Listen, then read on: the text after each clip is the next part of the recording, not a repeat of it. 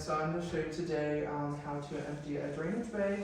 So the first thing we're going to do is we're going to raise the bed up a little bit to give us some more working room on the floor. Obviously, we would explain what we're doing to the patient, we provide them privacy, wash our hands beforehand.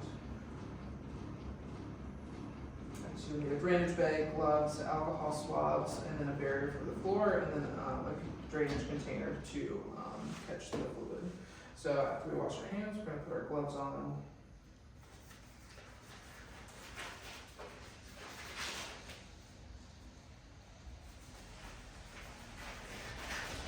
And then we want to put the barrier on the floor so that way if any urine leaks out of the bag, it's not going on the floor, it's going to get caught by this. So you can set it right underneath of it, and then we'll get our drainage container here.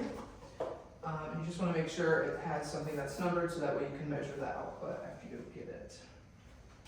And then you want an alcohol swab. So you'll take the alcohol swab and you'll pull this out here. And then you just want to make sure you clean the end of it, so then that way we don't get any contamination that could then go up the drainage bag and into the catheter. And then there's just the clamp here. You undo the clamp, and it'll flow into the drainage container.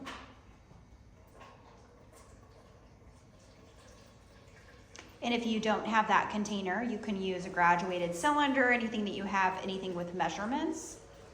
And then when he gets done, you can also put some gloves on and just feel that clamp. So you can kind of feel what it feels like and undo it. And once it's done draining, we'll just clamp it back off. And then we'll get another alcohol swab here, and then clean the tip of it again. There's different clamps, but more than likely it'll be one like this. But DONs, you can teach different types of clamps if you have different bags, but let them touch it, let them feel it, let them be able to get their hands on it to feel how it does unclamp. And you know, we'll just have one of these in your guys' box, so you can pass it around so people can see what it feels like.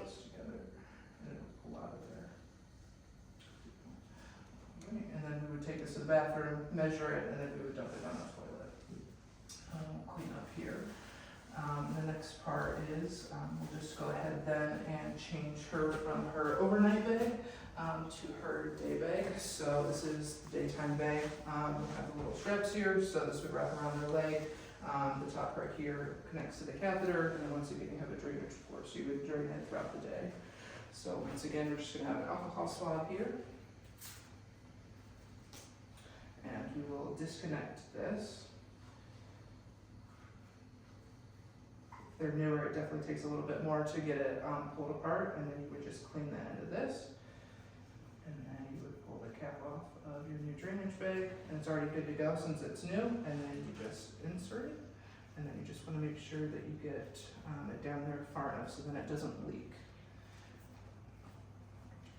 And we would put the cap on this if we have the cap.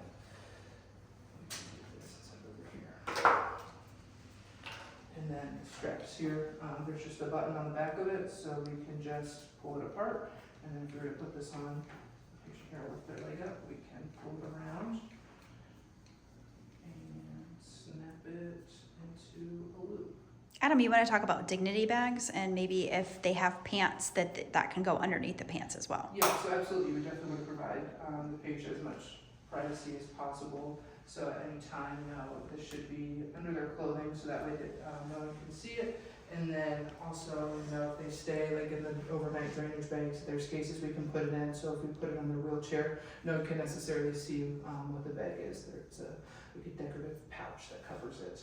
And then obviously when you connect this to the catheter, you just want to make sure that there's enough slack that it's not pulling on it. Awesome.